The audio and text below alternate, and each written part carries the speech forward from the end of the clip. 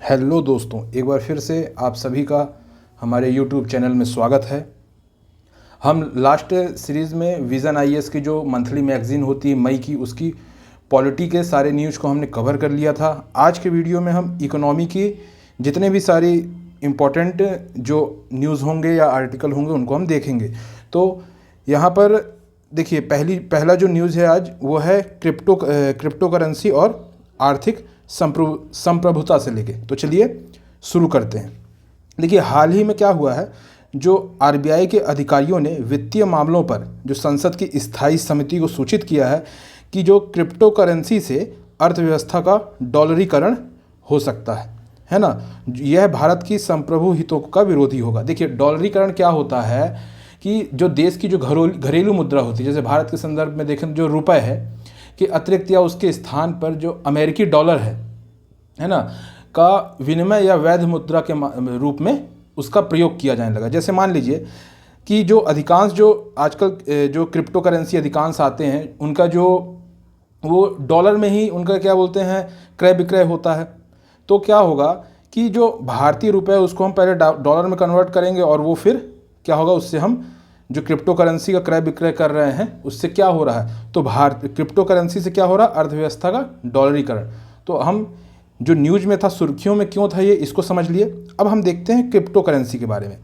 तो देखिए, जो क्रिप्टो करेंसी है ये विकेंद्रीकृत अंतर्राष्ट्रीय आभासी मुद्रा है। एक ये देखिए, ये कोई आपको जैसे 100 रुपये का नोट होता है, तो ये 100 रुपये का नोट नहीं होगा, ये डिजिटल फॉर्म में होगा, आभासी मुद्रा, और विकेंद्रीकृत है। मतलब इसका कोई सेंट्रलाइज फॉर्म नहीं है कि आप मान लीजिए कोई केंद्र, जैसे हम जो भारतीय रुपए होता है उसको नियंत्रित कौन करता है, आरबीआई। तो उसके लिए क्या एक केंद्रीय बैंक है, लेकिन किसके लिए, क्रिप्टो करेंसी के लिए ऐसी कोई बैंक की सुविधा नहीं है ना। तो ये क्या है, एक आभासी मुद्रा है और विकेंद्रीकृत है। ठीक है, देखिए, क्रिप्टो करेंसी को विकेंद्रीकृत अंतर्राष्ट्रीय आभासी मुद्रा के रूप में प्रचारित किया गया है। ये केंद्रीय बैंकों की बजाय एक सॉफ्टवेयर प्रोटोकॉल द्वारा जारी किया जाता है। हमने समझ लिया है ना। अब देखते हैं हम कि जो क्रिप्टो करेंसी है इसका भी वर्तमान में क्या हो रहा है, इसके निवेश के रूप में दुनिया भर में क्रिप्टो करेंसी की लोकप्रियता बढ़ रही है। क्यों? क्योंकि इसमें लोगों को क्या है, लग रहा है कि बहुत जल्दी जल्दी चीज़ें रिटर्न दे रही है, इसीलिए लोग ज़्यादा इसकी ओर आकर्षित हो रहे हैं। और साथ ही हाल ही में अभी कुछ राष्ट्रों ने क्रिप्टो करेंसी को क्या किया, इसके उपयोग की अनुमति दी है ना, और वे अपनी आधिकारिक मुद्रा इसको घोषित कर चुके हैं। जैसे जैसे बिटकॉइन को एल सल्वाडोर है ना, और मध्य अफ्रीकी गणराज्य की आधिकारिक मुद्रा है। वहीं चीन की तरह कुछ राष्ट्र ने इसे अवैध रूप से वर्गीकृत किया है। अब हम समझ लेते हैं जो भारत में क्रिप्टो करेंसी की स्थिति क्या है। तो देखिए, भारत में इन मुद्राओं को वर्चुअल डिजिटल परिसंपत्ति के रूप में पहचाना जाता है। जो आयकर अधिनियम है उसकी धारा 2 के तहत जो वर्चुअल डिजिटल एसेट है उसको परिभाषित किया गया है। तो हम परिभाषा देख लेते हैं। ऐसी कोई भी जानकारी या कोड या संख्या या टोकन जिसे क्रिप्टोग्राफिक या अन्य माध्यमों से उत्पन्न किया गया हो, वर्चुअल डिजिटल परिसंपत्ति समझी जाएगी। इसका नाम भले ही कुछ भी हो, जैसे क्रिप्टो करेंसी कई नामों पे, बिटकॉइन और अदर नामों में, चाहे इसका नाम कुछ भी हो, उसको ये समझा जाएगा। लेकिन अगर ऐसी परिसंपत्ति का कोई जो अंतर्निहित मूल्य जो उसके अंदर उसका समाहित मूल्य होता है ना, जो उसे परिसंपत्ति का रूप देती है, वर्चुअल डिजिटल परिसंपत्ति कहलाएगी। ऐसी परिसंपत्तियों को लाभ के साथ या लाभ के बिना एक्सचेंज किया जा सकता है। ऐसी परिसंपत्तियों का कोई ना कोई मूल्य होता है या वह यूनिट ऑफ अकाउंट के रूप में कार्य करती हैं। ठीक है, यहाँ तक हमने समझ लिया। अब देखते हैं क्या है, जो हाल ही में भारतीय क्रिप्टो बाजार के आकार पर कोई आधिकारिक डेटा तो उपलब्ध नहीं है, लेकिन एक अगर अनुमान से हम देखें तो भारत में 15 से 20 जो मिलियन क्रिप्टो निवेशक हैं।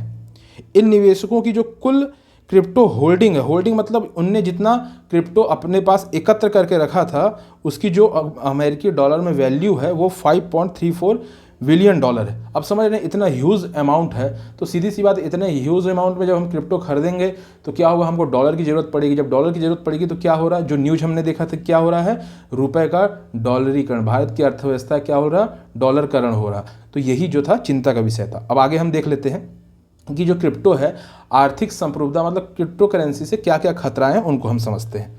ठीक है, तो देखिए, जो परंपरागत रूप से किसी भी राष्ट्र में सरकार जो केंद्रीय बैंक होती है वो उसका मुद्रा पर एक अधिकार होता है। जैसे हमारे यहाँ भारत में क्या है, आरबीआई को अधिकार है सामान्यतः क्या, नोट छापने का, उसके आपूर्ति को नियंत्रित करने का अधिकार किसके पास है, आरबीआई के पास है ना, मुद्रा आपूर्ति का। ऐसा इसलिए क्योंकि जो हमारी अर्थव्यवस्था है वो एक सहज रूप से उसका संचालन हो सके। ठीक है, क्योंकि मुद्रा को विनिमय के माध्यम के रूप में स्वीकार करने के लिए लोगों के बीच विश्वसनीयता की आवश्यकता होती है। अब चूंकि देखिए, हम किसी भी करेंसी का जब लेन देन करेंगे तो हम उसके ऊपर हमारी उसकी जब तक साख नहीं होगी, उस जैसे मान लीजिए रुपए के ऊपर जब तक हमारी साख नहीं होगी हम उससे लेन देन नहीं करेंगे। अब चूंकि आरबीआई के द्वारा ये अदा किया जाता है, इसीलिए क्या हमारी उसके ऊपर विश्वसनीयता है ना।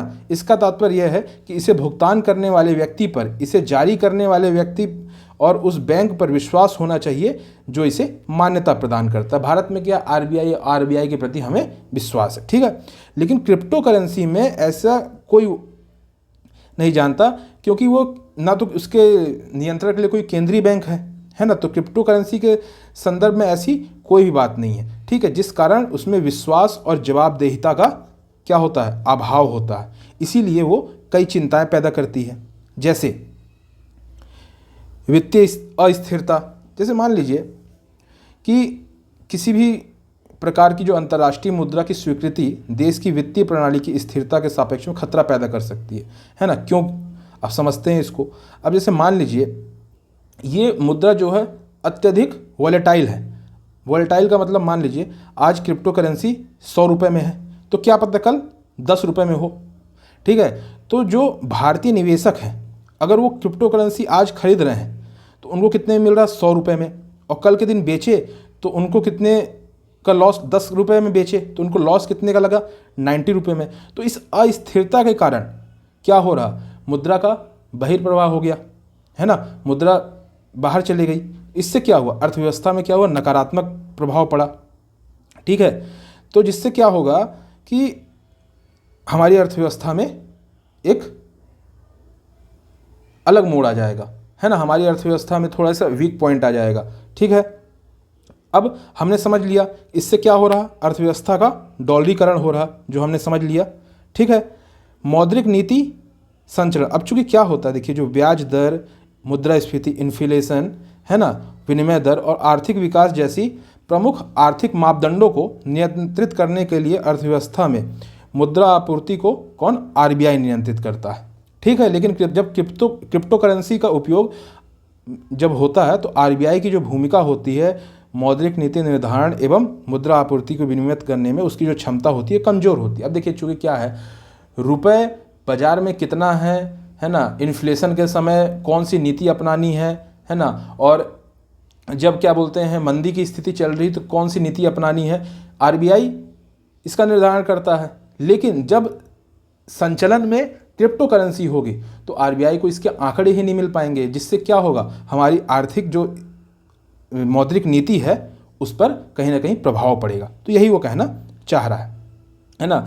अब इसमें क्या होता है कि देखिए जैसे क्या है कि क्रिप्टो करेंसी किसने बनाया, इसके बारे में कोई हमें जानकारी नहीं है।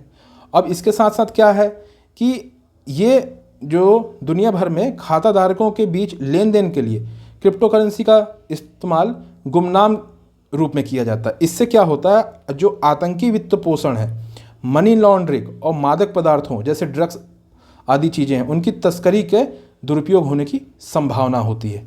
ठीक है, अब हमने देखा कि जो बैंकिंग प्रणाली है पर नकारात्मक प्रभाव पड़ता है। अब देखिए इसको समझिएगा, हम इसको नीचे समझते हैं। मान लीजिए कोई बैंक है, ठीक है, कोई ए व्यक्ति है, उसने कुछ बैंक में सेविंग किया, ठीक, सेविंग किया, और कोई फर्म है, मान लीजिए इस व्यक्ति ने 100 रुपये सेविंग किया और कोई फर्म है जिसे 100 रुपये का लोन चाहिए, उसने 100 बैंक ने उसे 100 रुपये का ये लोन दे दिया। जब उसने फर्म को 100 रुपये का लोन मिला तो फर्म क्या करेगी, कोई कंपनी है, उत्पादन बढ़ाएगी। उत्पादन बढ़ाने के लिए श्रम की आवश्यकता होगी, फैक्ट्री लगाने की भूमि की आवश्यकता होगी, है ना। तो क्या होगा, इससे रोजगार का भी सृजन होगा, जो भूमि से लोगों को किराया मिलेगा। लेकिन जब ये व्यक्ति बैंक में पैसे को जमा करने की बजाय क्रिप्टो करेंसी में इन्वेस्ट करेगा तो ये जो आगे की गतिविधियां हैं वो नहीं हो पाएंगी, जिससे हमारे बैंकों की प्रासंगिकता तो कम होगी, साथ ही साथ जो हमारी उत्पादन क्षमता है उस पर भी नकारात्मक प्रभाव पड़ेगा। तो यही इसमें बताया गया है। ठीक है, देखिए जो उपभोक्ता संरक्षण की बात है, अब चूंकि क्या है, इसमें ना विश्वसनीयता है ना किसी की जवाबदेहिता है, तो सीधी सी बात है, उपभोक्ताओं के लिए एक ऐसी स्थिति उत्पन्न होती है कि उनको कोई जवाबदेह देने के लिए कोई एक संस्था नहीं है, जिससे एक खतरा उत्पन्न होता है। ठीक है, अब हम समझते हैं कि आगे की राय। देखिए, भारत में भी वर्तमान में क्रिप्टो करेंसी की जो वैध और अवैध स्थिति को लेकर कोई स्पष्टता नहीं है। इसके लिए भविष्य में आरबीआई को एक सेंट्रल बैंक डिजिटल करेंसी जल्दी शुरू करनी चाहिए, ताकि लोगों के लिए एक निवेश का विकल्प मिल सके, है ना। तो यहाँ तक हमने समझा कि क्रिप्टो करेंसी का और जो मौद्रिक संप्रभुता है, क्रिप्टो करेंसी से जो अर्थव्यवस्था का डॉलरीकरण हो रहा है, इसके संदर्भ में, और हमने क्रिप्टो करेंसी से संबंधित कुछ जानकारी देखी। तो दोस्तों मैं ये समझता हूँ कि ये जो अभी तक हमने जहाँ पर पढ़ा आपको समझ में आया होगा। अगर इसमें संबंधित कोई डाउट है तो आप कमेंट बॉक्स में ज़रूर पूछिएगा। अब चलते हैं हम नेक्स्ट टॉपिक की ओर। अब देखते हैं हम इंसॉल्वेंसी और बैंकरप्सी कोड। तो अब देखते हैं हम इंसॉल्वेंसी और बैंकरप्सी कोड, है ना, जिसे हम दिवाला और शोधन अक्षमता संहिता भी कहते हैं। तो देखिए, पहले देखते हैं कि ये न्यूज में क्यों था, है ना, वाई न्यूज़।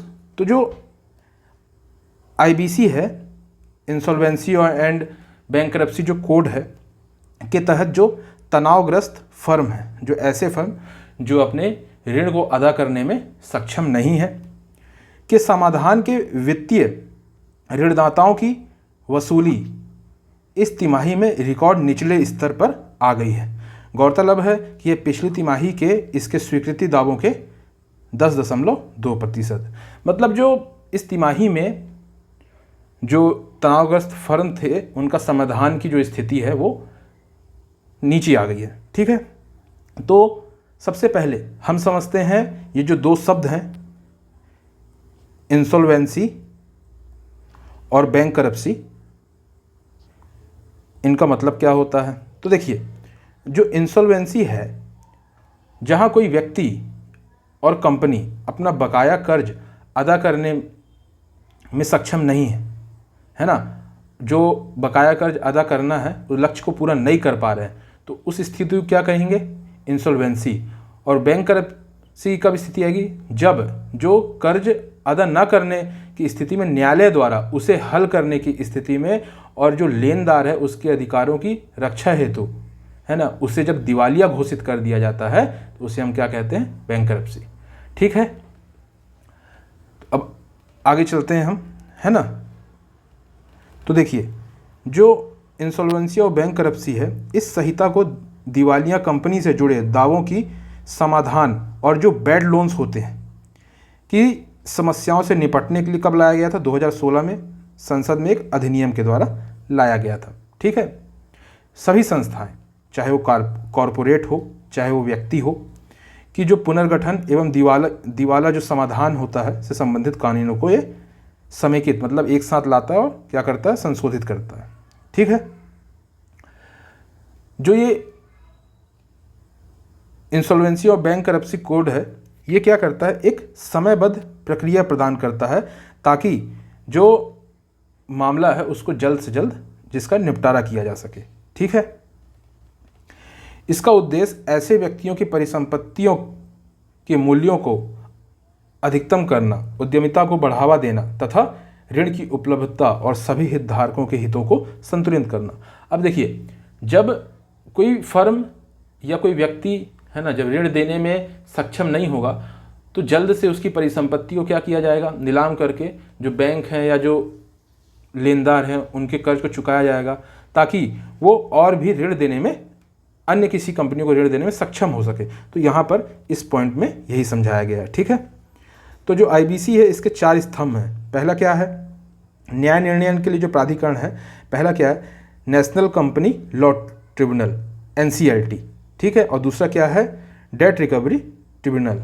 ठीक है, अब देखिए जो इसी के लिए NCLT से जो अपीलीय संस्था है वो क्या है, नेशनल कंपनी लॉ जो अपीलीय ट्रिब्यूनल है। ठीक है, और जो DRT है इसके लिए भी एक अपीलीय प्राधिकरण है। तो जो दिवाली सेवाओं के व्यवसायीकरण के लिए कौन होते हैं, इंसॉल्वेंसी प्रोफेशनल। ठीक है, और इनका एक संघ भी होता है। जो डिफ़ॉल्ट की स्थिति होती है उसमें क्या होता है, जो इंसॉल्वेंसी बैंक, जो इंसॉल्वेंसी प्रोफेशनल है उनको नियुक्त किया जाता है ताकि वो पूरे मामलों को अच्छे से समझ लें। ठीक है, इसके लिए जो अधिकतम अवधि है 330 दिन की दी जाती है। ठीक है, जो देखिए यहाँ पर जो दिवाला जो इंसॉल्वेंसी का अर्थ भी बताया गया है, एक ऐसी स्थिति जिसके अंतर्गत कंपनी या व्यक्ति अपना बकाया कर चुकाने में असमर्थ होते हैं। ठीक है, आगे देखते हैं। भारत में क्या है, एक इसमें भारतीय दिवाला और शोधन अक्षमता बोर्ड की भी स्थापना की गई है ना। ये क्या करेगा, जो इंसॉल्वेंसी प्रोफेशनलों की जो एजेंसी है पर क्या करेगा, विनियामक मतलब रेगुलेशन के रूप में कार्य करता है। ठीक है, ऋण और चूक पर उच्च गुणवत्ता वाली जो प्रमाणित सूचना है ना, जिसको क्या कहते हैं हम, इंफॉर्मेशन यूटिलिटीज, इसे जो सूचना उपयोगिताएं हैं, इसका कार्य कौन कर रही है वर्तमान में, national e governance service limited. जैसे मान लीजिए कि कोई कंपनी ऋण ली है, वो बैंकरप्ट हो गई है ना, वो किसी अन्य बैंक से ऋण ना ले सके, या उसके संबंध में जो भी सूचनाएं होंगी उसकी जो उसको रखने का काम कौन करेगा, जो इंफॉर्मेशन यूटिलिटी जो संस्था है जो वर्तमान में national e governance service limited है, उसके द्वारा किया जाएगा। अब समझ लेते हैं हम जो इंसॉल्वेंसी और बैंकरप्सी का महत्व क्या है ना। क्या है ये, ऋणदाता और देनदार के संबंध में एक व्यापक बदलाव करता है। अब क्या है, चूँकि ये समयबद्ध तरीके से जल्दी चीज़ों को पूरा करता है, तो जो ऋणदाता ऋण देने वाले हैं उनके पक्ष में ये एक सार्थक कदम सिद्ध हुआ। ठीक है, उसके साथ ही अभी एक हाल ही में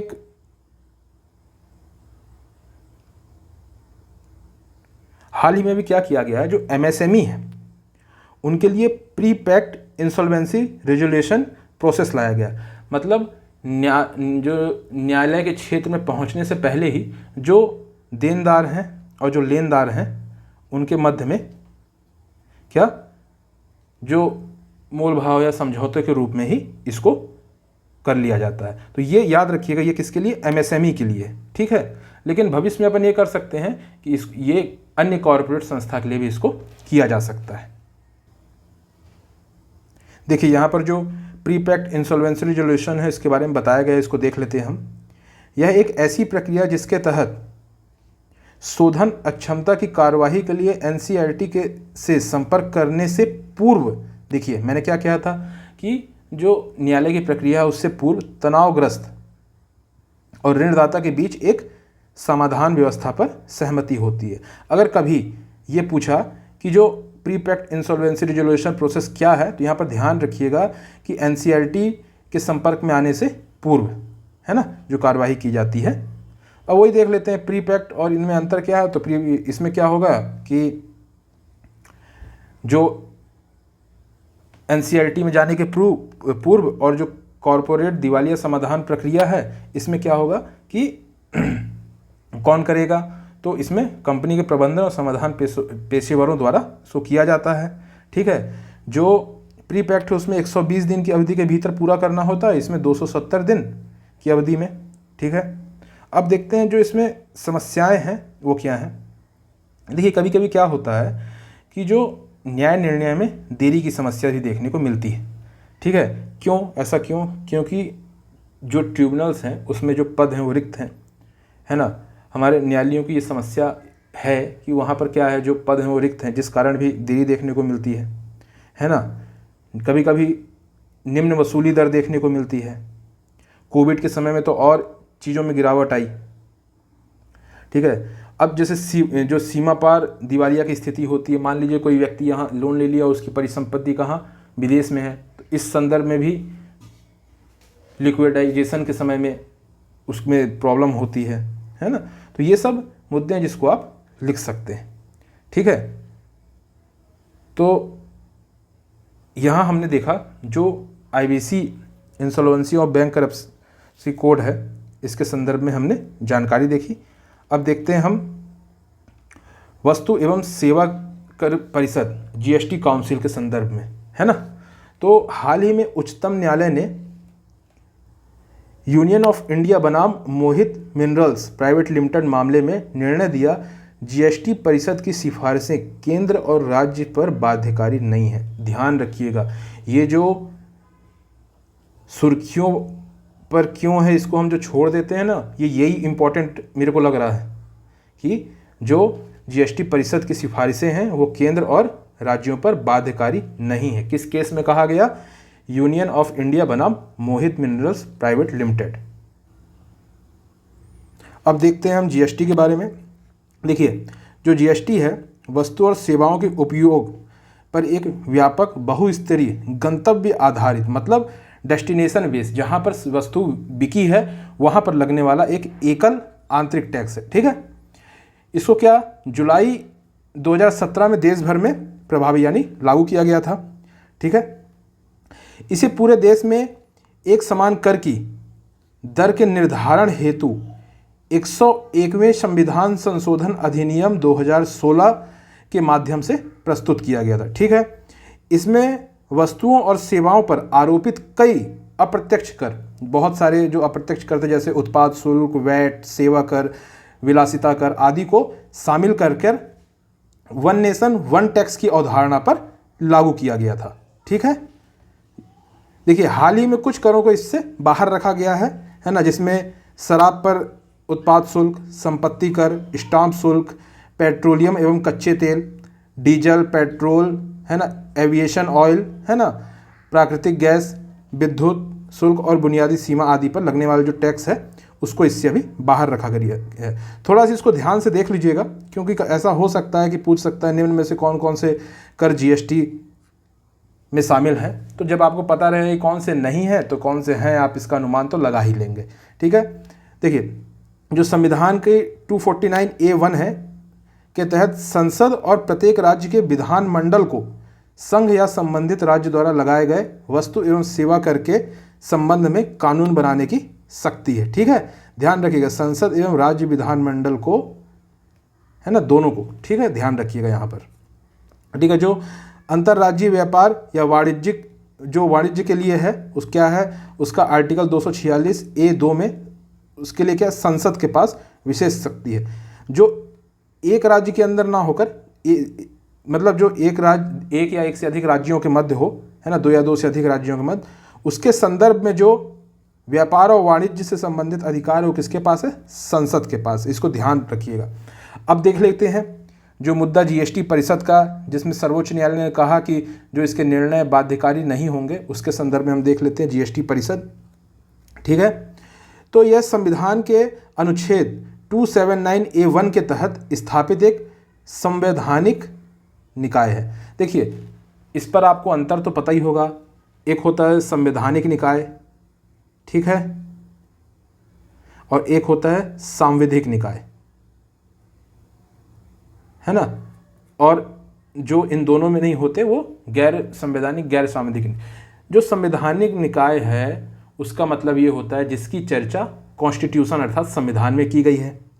जो सांविधिक निकाय है इसका तात्पर्य है कि जिसको संसद के द्वारा अधिनियम बनाकर जिसकी स्थापना की गई है वह सांविधिक निकाय है। तो मैं आशा करता हूँ यहाँ पर आपको समझ में आ गया होगा, ठीक है। तो जो GST परिषद है वो क्या है, एक संवैधानिक निकाय है। क्यों है, क्योंकि इसकी चर्चा संविधान के अनुच्छेद 279A1 में की गई है, इसे 101वें संविधान संशोधन अधिनियम के माध्यम से प्रस्तावित किया गया। ठीक है। आर्टिकल 279A4 के तहत जीएसटी परिषद द्वारा संघ और राज्यों के लिए जीएसटी दरों की सिफारिश की जाती है। जो जीएसटी परिषद है वो संघ और राज्यों के लिए क्या करता है, जो जीएसटी के दर है कि कितना टैक्स, मतलब 10%, 5%, 8%, 28%, इसकी दर का निर्धारण कौन करता है, जीएसटी परिषद की सिफारिश करती है। ठीक है। जीएसटी परिषद का जो निर्णय होता है, जीएसटी परिषद की बैठक में राज्य और केंद्रों द्वारा साझा तौर पर जो जीएसटी दर है उस पर निर्णय लिया जाता है। ठीक है। जीएसटी परिषद की बैठक के लिए कुल सदस्यों में से आधे सदस्यों के कोरम यानी गणपूर्ति की आवश्यकता हो। यहाँ कोरम या गणपूर्ति को समझ लीजिएगा।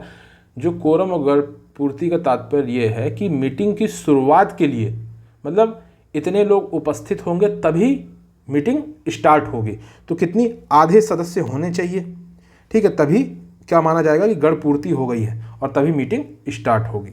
ठीक है। इसके निर्णय में उपस्थित और मतदान करने वाले सदस्यों के भारित मतों के कम से कम 3/4 बहुमत पर आधारित होना चाहिए। जो इसका निर्णय है, मान लीजिए अगर 100% है तो 3/4 बोल रहा, मतलब 75% बहुमत होना चाहिए। जो केंद्र सरकार के मत का भारांश कुल मतों का 1/3 मतलब 33%। अगर 100% टोटल वोटिंग पावर है तो 33% किसके पास है, केंद्र के पास है, और 2/3 मतलब 66% किसके पास है, राज्य के पास है। ठीक है। जो अभी निर्णय आया है उसको देख लेते हैं। जीएसटी ढांचे पर उच्चतम न्यायालय का निर्णय। नवीनतम निर्णय के अनुसार संसद और राज्य विधानमंडल दोनों के पास जीएसटी पर कानून बनाने की समकालिक शक्ति है। जीएसटी परिषद की सिफारिश केवल प्रेरक मतलब बाध्यकारी नहीं है, है ना, ये हमने देख लिया। अब देख लेते हैं जीएसटी का जो महत्व है वो।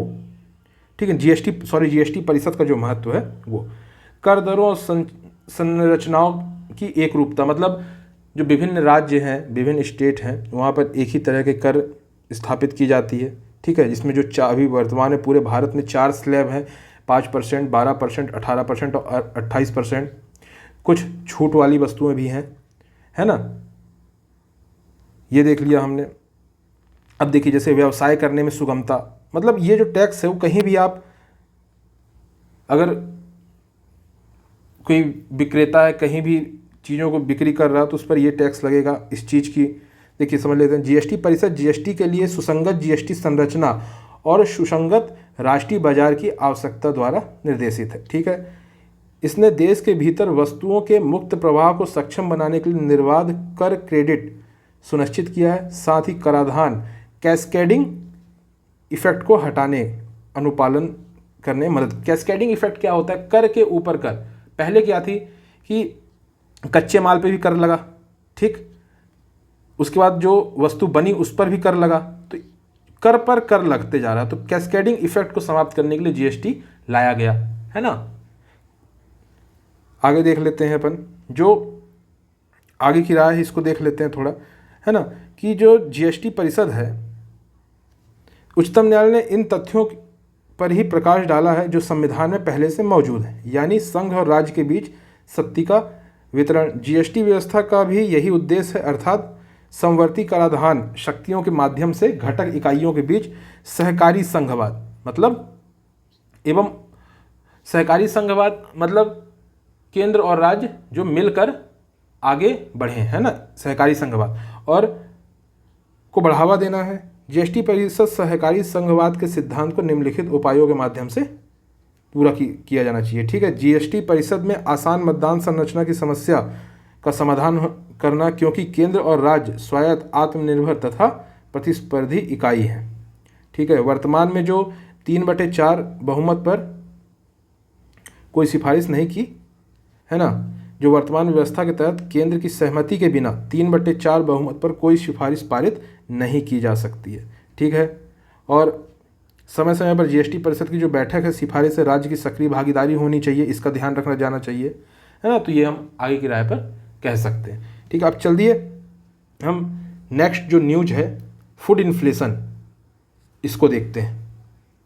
देखिए जो सीपीआई है, उपभोक्ता मूल्य सूचकांक, जो आधारित मुद्रास्फीति या हेडलाइन मुद्रास्फीति है, अप्रैल अप्रैल में 8 वर्ष के उच्चतम स्तर मतलब 7.79 पर पहुंच गई थी।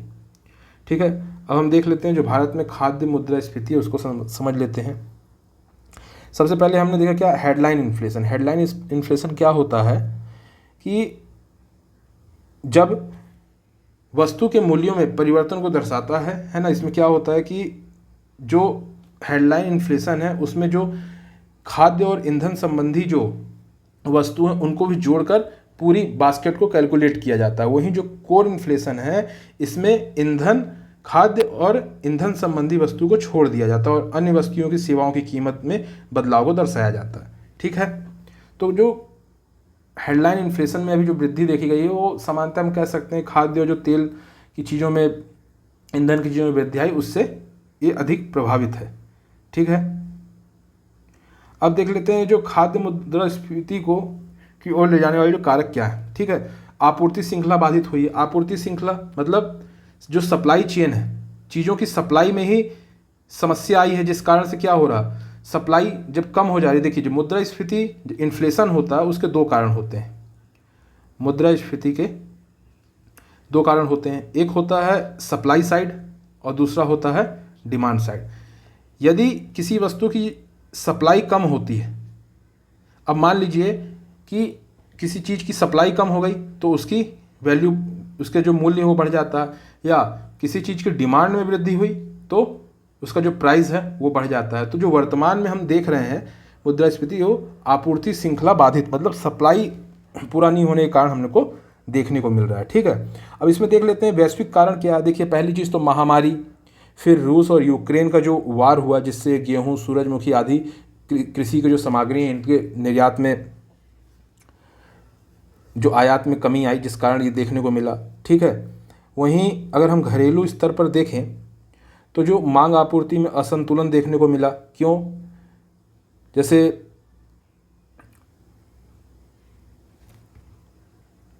अगर हम घरेलू स्तर पर देखें तो जो तेलों के संबंध में है तो क्या भारत अत्यधिक खाद्य तेल के आयात पर निर्भर है। उसकी निर्भरता को कम करने के लिए हमें ऐसे उत्पादों के लिए स्वयं कुछ प्रक्रिया करनी चाहिए, है ना, जिससे हम अपने घरेलू स्तर पर ही इसका काम कर सकें, है ना। बढ़ती उत्पादन और विपणन लागत, जो उर्वरक हैं, कच्चे तेल आदि जैसे जो कृषि है इनकी कीमतों में जो कच्चे माल हैं इनकी लगातार वृद्धि हो रही है, जिस कारण क्या है भंडारण, है ना, साथ ही इनके भंडारण, परिवहन, प्रसंस्करण आदि में भी लागत में बढ़ोतरी हो रही है, जिस कारण इन्फ्लेशन में वृद्धि हो रही है। अब हम देखते हैं कि इसके लिए भविष्य में हम क्या क्या चीज़ें नियंत्रित करने के लिए कर सकते हैं। पहली चीज़ कि हम फसलों का जो विविधीकरण है उसको सुनिश्चित करें ताकि हमारी आपूर्ति किसी एक चीज़ पर ना रहे, है ना। बहुत अधिक से अधिक टेक्नोलॉजी का यूज करें, आपदा प्रबंधन जैसी चीज़ों को हम सही करें ताकि फसल असल में जो समस्याएं हैं वो कम हो सके, है ना। जो जलवायु स्मार्ट कृषि किया जाए, जलवायु से संबंध जो मतलब जलवायु स्मार्ट कृषि, ताकि जो जलवायु परिवर्तन का प्रभाव है उसको सीमित किया जा सके, है ना। सभी के लिए जो किसान बीमा योजना है इसको सुसंगत किया जाए ताकि जो किसानों को जो क्षति पहुंचती है उससे उसका समाधान किया जा सके, है ना। इन सब चीज़ों को हम लिख सकते हैं। ठीक है, अब आप देखते हैं अगला जो न्यूज़ है वो क्या है, प्रधानमंत्री फसल बीमा योजना। देखिए हाल ही में क्या जो कृषि और किसान कल्याण मंत्रालय है ना, की समीक्षा में 2 कार्यदलों की स्थापना की गई। ठीक है, कार्यदलों ने योजना के कम होते कवरेज को उलटने के लिए अपनी सिफारिशें की। क्यों? क्या इसकी जो कवरेज जो धीरे धीरे कम हो रही है तो इसको उलटने के लिए इनने सिफारिश की। अब समझ लेते हैं हम कि आखिर जो प्रधानमंत्री फसल बीमा योजना है इसके संदर्भ में कुछ जानकारी।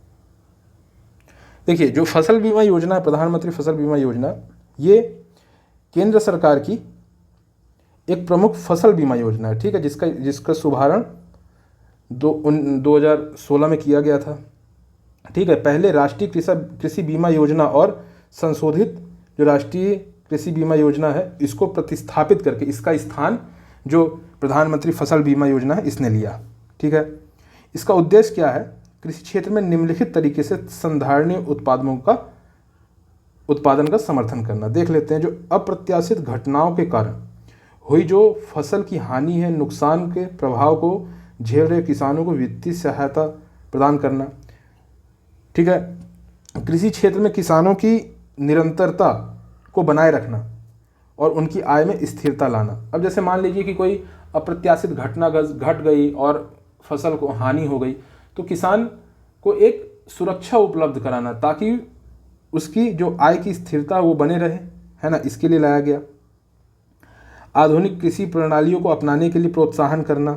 ठीक है, ऋण योग्यता, फसल विविधीकरण और कृषि क्षेत्र में समृद्धि एवं प्रतिस्पर्धा को सुनिश्चित करने के लिए, ताकि जो किसान है वो नई नई जो फसल विविधीकरण उसको अपना के रिस्क ले सके और खाद्य श्रृंखला में भी योगदान दे सके, है ना, जो आपूर्ति चेन है हमारी उस पर भी योगदान दे सके, फसल विविधीकरण को अपना सके, इसलिए भी इसको लाया गया। ठीक है, इसे क्रियान्वयन एजेंसी क्या है? राज्य और संघ शासित प्रदेशों द्वारा बोली के माध्यम से जो बीमा कंपनी है, बीमा कंपनी को चयन किया जाता है। ठीक है, कुछ विशेषताएं देख लेते हैं। जो प्रधानमंत्री फसल बीमा योजना की विशेषताएं, उत्पादन सूचकांक पर आधारित एक योजना है। ठीक है, यह गांव या पंचायत स्तर पर चयनित परिभाषित क्षेत्र, जिन्हें बीमा इकाई भी कहा जाता है, में क्षेत्र दृष्टिकोण के सिद्धांत पर संचालित होती हैं, है ना। देखिए, जो इसमें शामिल फसल हैं जो खरीफ की जो खाद्यान्न और तिलहन की सभी फसलें, सभी अनाज, बाजरा, दालें, तिलहन की फसलें। ठीक है, रबी में खाद्यान्न और तिलहन की सभी फसलें, जैसे सभी अनाज, बाजरा, दालें, तिलहन। ठीक है, तो हमने देख लिया इसकी जो महत्वपूर्ण बिंदु थे। बाकी आप इसको ये पढ़ के समझ में आ जाएगा, और जो भी चीज़ आपको डाउट लगती है आप कमेंट सेक्शन में पूछ सकते हैं। अब हम देखते हैं ई श्रम पोर्टल। देखिए, जो ई श्रम पोर्टल से संबंधित नवीन सरकारी डेटा भारत में अनौपचारिक और असंगठित क्षेत्र की व्यवस्था के साथ साथ समाज में व्याप्त तीव्र भेदभाव को उजागर करता है। ठीक है, ई श्रम पोर्टल के बारे में समझते हैं। इस पोर्टल की शुरुआत अगस्त 2021 में केंद्र सरकार के श्रम और रोजगार मंत्रालय के द्वारा असंगठित क्षेत्रकों के जो काम कर रहे हैं कामगार के लिए शुरू की गई थी, जो EPFO के सदस्य नहीं हैं, जो है ना। ई श्रम पोर्टल का जो उद्देश्य है, जो सभी असंगठित कामगार, जो अनऑर्गेनाइज सेक्टर में काम करने वाले वर्कर हैं, उनमें जो शामिल है विनिर्माण कामगार, प्रवासी मजदूर, गिग और प्लेटफॉर्म कामगार, फेरी वाले, घरेलू कामगार, कृषि, है ना, आदि से जो संबंधित हैं, उनके लिए एक केंद्रीय डेटा आधार तैयार करना है। ठीक है, असंगठित कामगारों के लिए सामाजिक सुरक्षा सेवाओं के जो क्षमता में सुधार करना है। ठीक है, ई श्रम पोर्टल की जो विशेषताएं उसको देख लेते हैं। कोई भी कामगार जो असंगठित क्षेत्र में कार्यरत है, 16 से 59 वर्ष आयु में है, वह ई श्रम पोर्टल में पंजीकरण करवाने का पात्र है। ठीक है, ई श्रम पोर्टल में पंजीकरण के बाद प्रत्येक असंगठित कामगार को एक 12 अंक की सार्वभौमिक खाता संख्या, यूनिवर्सल अकाउंट नंबर प्रदान किया जाएगा। ठीक है, ये जो संख्या स्थायी होगी, और यानी एक बार निर्धारित किए जाने पर यह कामगार के लिए जीवन भर समान रहेगी। जो ई श्रम पोर्टल है, इस पर जो पंजीकरण है वो निःशुल्क होगा। ठीक है, ई श्रम पोर्टल के साथ ही पंजीकृत कामगारों को प्रधानमंत्री सुरक्षा बीमा योजना के तहत 2 लाख का दुर्घटना बीमा कवर मिलेगा। जो दुर्घटना के संबंधित जो कवर है वो 2 लाख रुपए का मिलेगा। ठीक है, हमने ई श्रम पोर्टल से संबंधित भी जो जानकारी थी देख ली। अब चलते हैं हम नेक्स्ट न्यूज की तरफ। क्या है? ईंधन कर की दर। देखिए, इसको आप खुद से भी पढ़ के कर सकते हैं, लेकिन मैं इसमें कुछ आपको महत्वपूर्ण पॉइंट है जो मैं बता देता हूँ। जो पेट्रोल और डीजल पर लगाए गए कर और शुल्क को लेकर केंद्र और राज्य के बीच विवाद रहा है। ठीक है, हाल ही में केंद्र सरकार ने हाल ही में पेट्रोल और डीजल पर उत्पाद शुल्क कम किया, लेकिन कुछ राज्यों ने ईंधन पर लगाए गए जो वैट है पर कटौती नहीं की। ठीक है, भारत में पेट्रोल और डीजल का जो मूल्य निर्धारण है इसको हम समझ लेते हैं। जो सार्वजनिक क्षेत्र की जो ऑयल मार्केटिंग कंपनी है, वैश्विक स्तर पर कच्चे तेल की कीमत में बदलाव के अनुसार भारत में पेट्रोल और डीजल की खुदरा कीमत पे भी दैनिक आधार पर संशोधन करती हैं। ठीक है, पेट्रोल और डीजल की खुदरा कीमत में मूल्य रूप से 3 घटक शामिल होते हैं। एक होता है जो आधार मूल्य, जो अंतर्राष्ट्रीय तेल की लागत है, दूसरा केंद्रीय उत्पाद शुल्क और तीसरा राज्य कर। ठीक है, राज्य पेट्रोल और डीजल पर आधारित मूल्य माल ढुलाई शुल्क, उत्पाद शुल्क, डीलर कमीशन पर एक यथा मूल्य वैट लगाते हैं जो राज्य होते हैं, है ना, या जिसको कह सकते हैं हम जो विक्री टैक्स है वो आरोपित करते हैं। वास्तव में केंद्र और राज्य पर कर भारत में पेट्रोल एवं डीजल की कीमत का एक बहुत बड़ा हिस्सा है।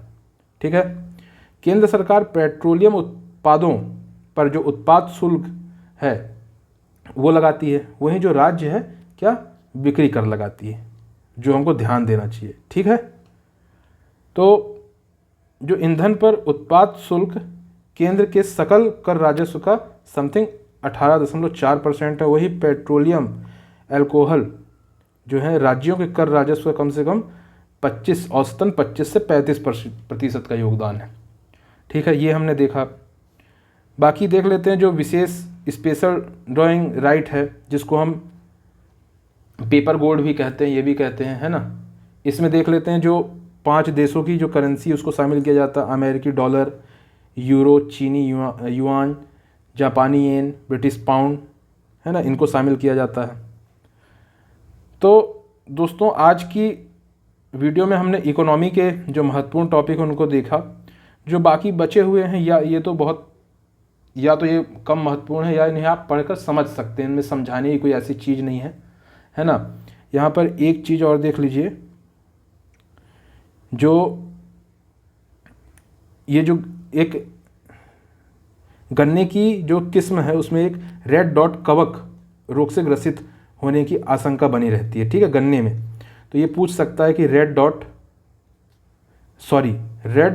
रॉट क्या है, कवक है क्या है, तो इस पर आप थोड़ा सा देख लें। बाकी आप पढ़ेंगे तो चीज़ें समझ में आ जाएंगी, है ना। तो दोस्तों आज के वीडियो में हमने इकोनॉमी की जो महत्वपूर्ण सुर्खियां थीं या खबर थे उनको हमने समाप्त किया, है ना। कोई भी डाउट हो आप कमेंट बॉक्स में बेझिझक पूछ सकते हैं। तो दोस्तों आज के लिए इतना ही, धन्यवाद, जय हिंद। अब मिलेंगे नेक्स्ट टॉपिक में।